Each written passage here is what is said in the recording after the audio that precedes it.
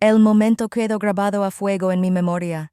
Mi hermana Amelia, la niña dorada destinada a una vida de tranquilidad, se paró frente al espejo con mi vestido de novia. Era una imagen de triunfo engreído enmarcada en oro antiguo. Los pendientes de diamantes de mi abuela, algo que tomé prestado, brillaban en sus orejas. Un último toque robado. Mi madre, una mujer que consideraba los caprichos de Amelia como ley, se preocupaba por la cola de encaje. Solo quiere sentirse especial, Eva. Me arruló con una voz que era un susurro apaciguador.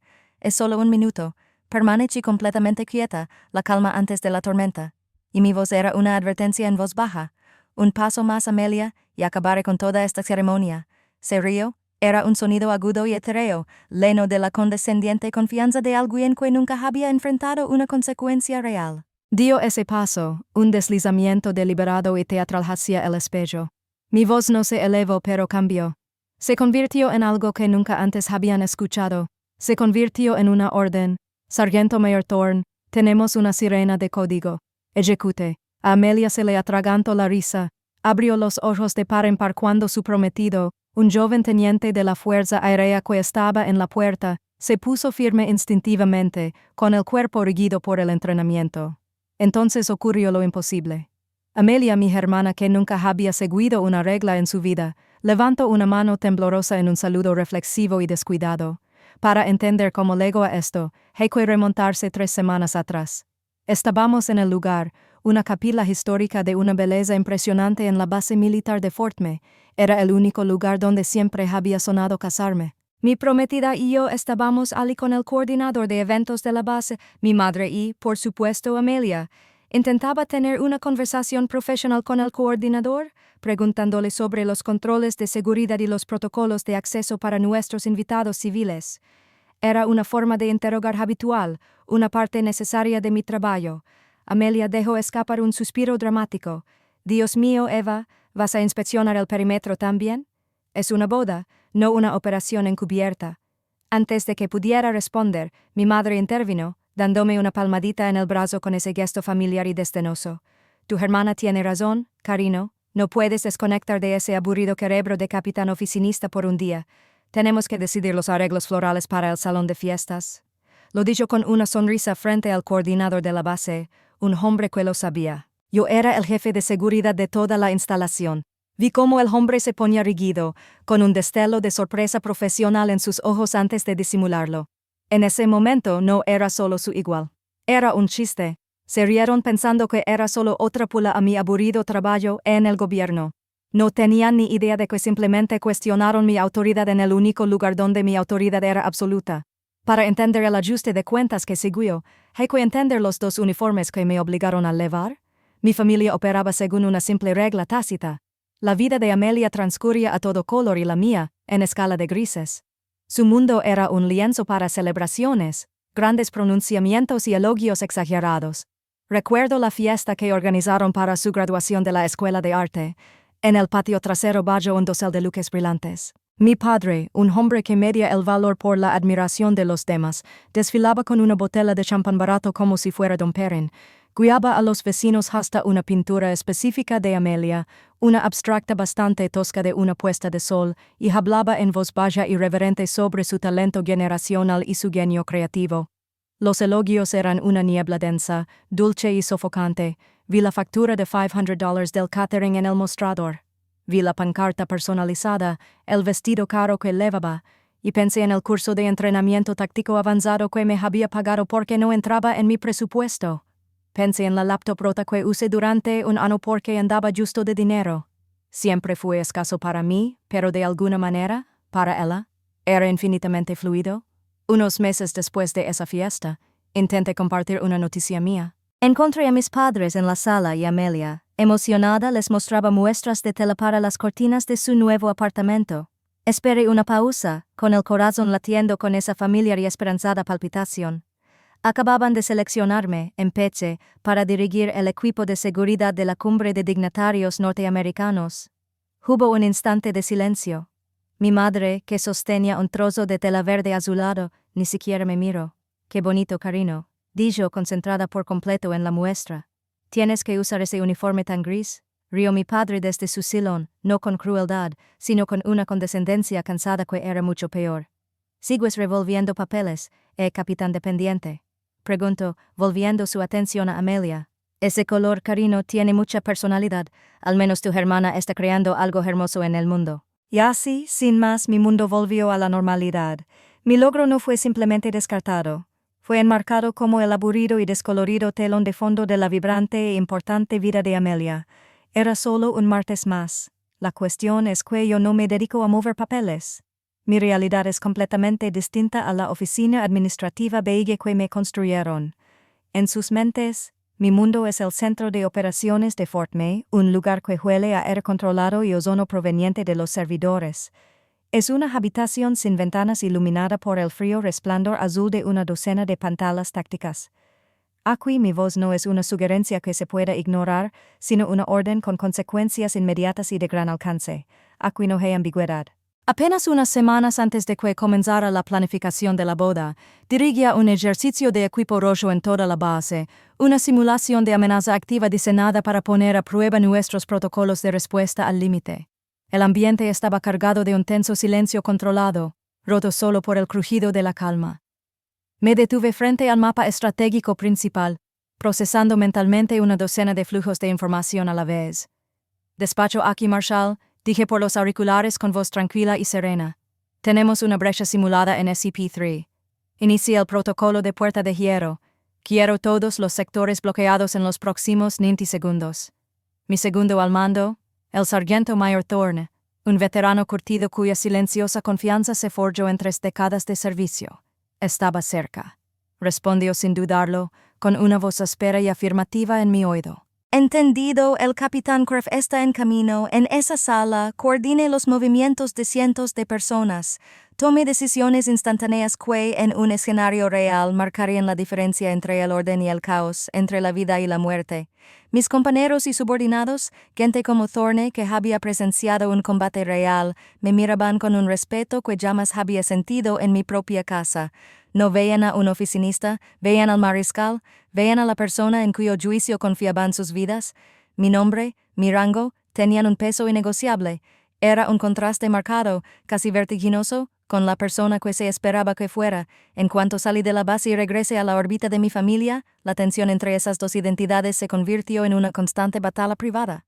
Una Eva estaba al mando de una instalación federal. La otra ni siquiera podía decir una palabra sobre invitaciones de boda. Intenté comprenderlo durante años. Una vez, en un raro momento de tranquilidad, le pregunté a mi madre por qué siempre era así, por qué el capricho más pequeño de Amelia era un incendio de 4 alarmas. Aunque mis logros más significativos eran ruido de fondo, ella suspiró. Ese sonido de sufrimiento que emitía cuando estaba a punto de decir una verdad dolorosa que creía bondadosa. Eva siempre ha sido tan independiente, tan fuerte, dijo, removiendo su té. Amelia siente las cosas tan profundamente. Es sensible. Necesita nuestro apoyo para proteger su espíritu. Me quedé mirándola. Sus palabras no fueron un consuelo. Fueron una sentencia de por vida. Me habían arrebatado mi mayor tesoro, mi disciplina, mi resiliencia, mi fuerza, y lo habían convertido en una justificación para su negligencia. ¿Cómo podía con ello? Se esperaba que lo hiciera. Como no me rompí, me permitieron doblarme, no vean la fuerza como algo admirable, la vean como un recurso autosuficiente que no requería de su intervención. Era el equivalente emocional a dejar una planta en una habitación oscura y esperar que creciera simplemente porque aún no había muerto. Era la excusa perfecta para derramar toda su agua y luz solar sobre la flor que más gritaba. Durante años, creí que mi fuerza me obligaba a soportar su falta de respeto en silencio. Pero en mi mundo, la fuerza es autoridad, y decidí que era hora de hacer una inspección. El viaje de regreso a mi oficina después de esa reunión fue silencioso. Las ventanas estaban subidas, el aire acondicionado zumbaba suavemente, pero en mi cabeza, por fin se había desatado una tormenta. La humillación casual frente al coordinador de la base no fue un insulto. Fue un diagnóstico. Confirmo la verdad que había evitado durante años. Para mi familia, mi uniforme, mi rango y toda mi vida profesional eran solo accesorios para sus fotos familiares. La hermosa capilla militar no era un lugar que tuviera un significado profundo para mí. Era solo un bonito telón de fondo para el gran día de Amelia como dama de honor. No respetaban la institución y por extensión, no me respetaban a mí. Una ira fría y limpia se apoderó de mí. No era la ira ardiente y desordenada de una pelea. Era la intensidad concentrada y silenciosa de un comandante que identifica un objetivo. Comprendí con absoluta claridad que no podía ganar una guerra bajo sus condiciones.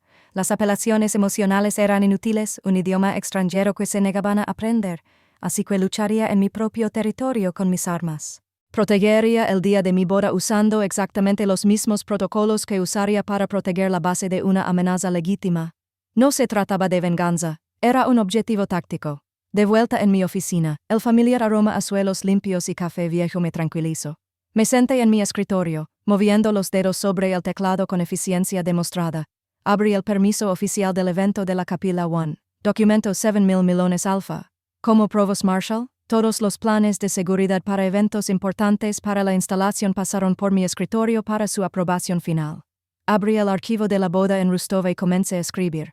Modifiqué el informe de seguridad, asignando oficialmente un destacamento de 2 hombres con uniforme de avión, con el sargento mayor Thorne designado como supervisor in situ. Luego añadí una nueva cláusula adicional, la cláusula 4C. El lenguaje era preciso, burocrático y riguroso. Cualquier acción de un invitado que el supervisor in situ considere que interrumpe deliberadamente la ceremonia será motivo de revocación inmediata de su pase de acceso a la base y posterior expulsión de la instalación. Imprimí el documento corregido y llamé a Thorne. Deslicé la hoja de papel por la superficie pulida de mi escritorio sin decir palabra. La leo con una expresión completamente indescifrable, una habilidad que había perfeccionado durante 30 años de carrera. Levantó la vista y sus ojos se encontraron con los míos. Sirena de código, dijo con voz grave y retumbante. Es la designación oficial para un asunto familiar, señora.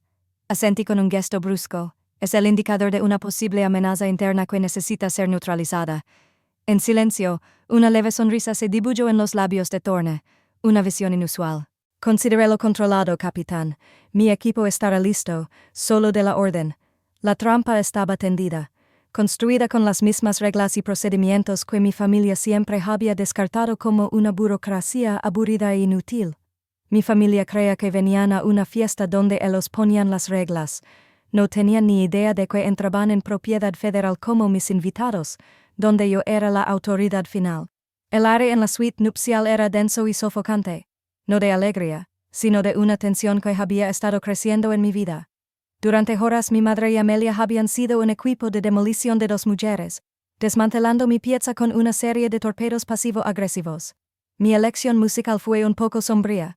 Mis flores fueron una elección interesante, y mi sencillo peinado, al parecer, era una tragedia comparado con el elaborado cóctel que Amelia había elegido. Se movían por la sala en un torbellino de su propia importancia, una órbita a la que no estaba invitada. El último acto de guerra descarado se produjo cuando Amelia salió del probador. No llevaba su elegante vestido azul marino de honor. Llevaba el mío, mi vestido de novia, el que me había llevado meses de cenar, el del encaje cosido a mano del velo de nuestra abuela. Le quedaba un poco mal, un traje que había robado para un papel que jamás podría interpretar. Se contoneo frente al espejo de cuerpo entero, una imagen de triunfo engreído e inmerecido. Mi madre inmediatamente empezó a preocuparse por el tren, con la voz impregnada de esa familiar dulzura empalagosa que reservaba para cada capricho de Amelia. Ay, Eva, mira, solo quiere sentirse especial por un momento. Es solo un minuto. Toda una vida de momentos así pasó por mi mente. El suéter robado, el coche prestado, el mérito por mis ideas. Yo era el pozo del que Amelia bebía, y mi madre era quien sostenía el cubo. No me moví, no alcé la voz, di mi primera orden del día: Amelia, quítate el vestido. Ahora ella solo sonreía con suficiencia, suspirando en el espejo, admirando los diamantes robados en sus orejas. Obligame, me reto con voz ligera y burlona. ¿Qué vas a hacer? Llamar a la policía de la moda. ¿Capitán oficinista?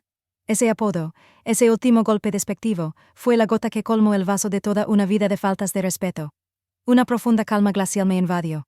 Era el momento decisivo, la culminación de todo. Mi voz era hielo. Un paso más, Amelia, y daré por terminada esta ceremonia. Se rió, un sonido agudo y condescendiente que evocaba todos los años de ser la segunda mayor. Y entonces dio ese paso desafiante. Fue su último error. Con calma, extendí la mano y toqué el pequeño auricular color carne que ocultaba mi cabello. Mi voz cambió. La hermana se había ido, la hija, complaciente y sufrida, se había ido. En su lugar estaba el comandante, Sargento Mayor Thorne. Dije en directo con voz nítida y autoritaria. Tenemos una sirena de código. Ejecutar. En ese preciso instante, se abrió la puerta de la suite.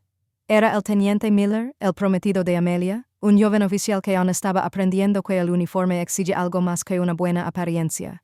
Tenía una sonrisa boba, listo para ver a su futura esposa con su vestido. Pero escucho mis palabras. Escucho la orden. Su entrenamiento lo superó todo. Su sonrisa se desvaneció. Su espalda se enderezó. Su rostro se convirtió en una máscara de profesionalismo. En el silencio atónito de la sala, el taconeo autoritario de sus tacones al chocar contra el suelo de madera sonó como un disparo. Estaba en posición de firmes, con la mirada fija en un punto de la pared del fondo, esperando órdenes de un oficial superior. De mi Amelia se quedó paralizada, con la risa a punto de extinguirse. Su mundo se tambaleó. Vio a su prometido, un oficial comisionado, en posición de firmes ante la hermana a la que había tachado de burócrata. La realidad era tan impactante, tan imposible, que solo pudo mirarla fijamente, confundida. Una voz apagada y áspera crepitó débilmente en mi auricular, lo suficientemente fuerte como para que ella la oyera. ¿Entendido, Marshal? El equipo de seguridad se dirige a tu posición. Marshal, no Eva, no el capitán recepcionista. Marshal, el título, la autoridad, la innegable realidad de mi poder la azotó con una oleada devastadora. Su sonrisa burlona se evaporó, reemplazada por un pálido y creciente horror mientras 2 décadas de una jerarquía familiar cuidadosamente construida se desmoronaban a sus pies. Y entonces, algo en lo profundo de su programación tomó el control. La memoria muscular de una infancia pasada en bases militares, de años viendo a su padre saludar a sus superiores, tomó el control de su cuerpo. Su mano, reluciente con el diamante robado, se alzó en un saludo tembloroso, instintivo y absolutamente patético. Allí estaba, como una niña pequeña jugando a disfrazarse, saludando al oficial que tan profunda y completamente había subestimado. Toda mi vida me vieron como un personaje secundario en su historia. Bastaron 5 palabras y una orden directa para que finalmente comprendieran quién estaba al mando. El silencio que siguió al saludo fue más impactante que cualquier grito. En ese silencio ensordecedor, el sargento mayor Thorne apareció en la puerta, flanqueado por otro oficial. Se movían con una determinación serena e implacable que alteró por completo la gravedad de la sala. Los ojos de Thorne captaron la escena de una sola mirada. Yo, plantado, mi madre, blanca como un papel y sin palabras por primera vez en su vida, y Amelia, paralizada en una pose ridícula, con las manos aún medio levantadas en ese patético saludo, luciendo un vestido de novia que no era suyo. La mirada de Thorne se cruzó con la mía por una fracción de segundo, una conversación entera transcurriendo entre nosotros sin mediar palabra. Entonces se dirigió a mi madre y a mi hermana, en voz baja, pero con una innegable autoridad. Señora, nos encargaremos de esto. No hubo discusión, no hubo negociación. Amelia, con el rostro convertido en una máscara de vergüenza, siguió sin decir palabra y entró en el vestuario. Mi madre parecía querer protestar, desatar uno de sus característicos ataques de culpa. Pero una mirada a los 2 oficiales uniformados en la puerta y las palabras murieron en sus labios. Thorne les informó discretamente que serían escoltados a sus asientos en la última fila de la capilla y que cualquier otra interrupción resultaría en su expulsión inmediata y permanente de la instalación. Los sacaron como niños perseguidos y, por primera vez en todo el día, estuve sola. Me puse el vestido de novia en un bendito silencio profundo. Se sentía bien. Era como mi propia piel. Había planeado que mi padre me acompañara al altar, pero en ese momento, la idea me pareció equivocada, como una traición a la postura que acababa de adoptar. Así que caminé solo, con la frente en alto, a paso firme y seguro por el largo pasillo de mármol. Caminé hacia mi futuro, caminé hacia mi prometido, quien me miraba no con confusión ni lástima, sino con una mirada de tan profundo amor, admiración y respeto que me dejó sin aliento. Él había visto mi verdadero yo. El marshal, y no se intimidó. Estaba orgulloso. En ese momento, supe que había tomado la decisión correcta en todos los sentidos. Una no puede cambiarlo todo. Estoy de pie en una plaza de armas, con el sol del atardecer reflejándose en filas de latón pulido y soldados perfectamente alineados. Esta vez, sin embargo, no soy una novia. Soy el centro de la ceremonia. Es mi cambio de mando. Mi esposo, el mismo hombre que me miraba con tanta admiración, me coloca el nuevo rango de mayor en el cuello del uniforme con manos firmes y seguras. Se inclina y susurra: «¿Felicidades, Mariscal Mayor?» Una broma privada que lo dice todo. Delante de todo mi mando, el sargento mayor Thorne, ahora mi fiel amigo, me dedica el saludo más cordial y significativo de su carrera al entregarme el guedón de la unidad, el símbolo de mi nueva autoridad. Mi nuevo equipo, mis compañeros, mis subordinados, están entre el público, ahora son mi verdadera familia. Una familia forjada no por la sangre ni la obligación, sino por el respeto mutuo y un propósito compartido. Me aclaman con un rugido de apoyo fuerte y genuino, y siento un sentido de pertenencia que he buscado toda mi vida. Este legado era mío, no lo había heredado, lo había ganado. En las horas silenciosas, en las decisiones solitarias, y en la búsqueda incansable de ser la mejor versión de mí misma, incluso cuando nadie de mi familia me veía. Más tarde, en la recepción, mi teléfono vibra. La pantalla se ilumina con un nombre que no había visto en meses. Es un mensaje de mi madre. Lo abro con una extraña sensación de distanciamiento, una curiosidad clínica. El mensaje dice: No hemos tenido noticias tuyas. Amelia se comprometió. Quiere saber si puedes ayudarla a conseguir la capilla base para su boda. Lee las palabras una vez, luego dos. No había ninguna disculpa, ningún reconocimiento, ningún atisbo de remordimiento por la monumental falta de respeto por el intento de robo del día de mi boda. Fue solo una suposición de una arrogancia pasmosa, que todo podría volver a la normalidad, que usaría la misma autoridad de la que se habían burlado y tratado de socavar para su propio beneficio. Mire a mi esposo al otro lado de la sala, riendo con espinas. Mire la insignia de mando que ahora sostenía. El libro de cuentas interno que había funcionado en mi cabeza durante 30 años, el que registraba cada desaire e injusticia, finalmente estaba benditamente vacío. No les quedaba nada que elevarse, y yo no tenía nada que dar. Con una serena sensación de firmeza, escribí una sola respuesta, con los pulgares firmes. Me temo que la capilla está reservada para militares en regla. Todas las solicitudes civiles deben pasar por el proceso de aprobación formal. Puedo enviarte los formularios. Le di a enviar. Entonces, sin malicia, sin ira, pero con la firme y serena determinación de un comandante que busca su propia paz, bloqueé su número. Bloqueé todos los números de los demás. Archivé la conversación y volví a mi grupo, a mi vida, a quienes se habían ganado mi respeto y yo el de ellos. Mi hermana siempre quiso sentirse especial, pero aprendí que lo que eres es más importante que cómo te sientes. Un verdadero legado no se roba en un momento de vanidad, se construye a lo largo de toda una vida de disciplina. Si alguna vez has tenido que imponer tus propias reglas para proteger tu paz, comparte tu historia en los comentarios. En esta comunidad tu autoridad siempre será reconocida.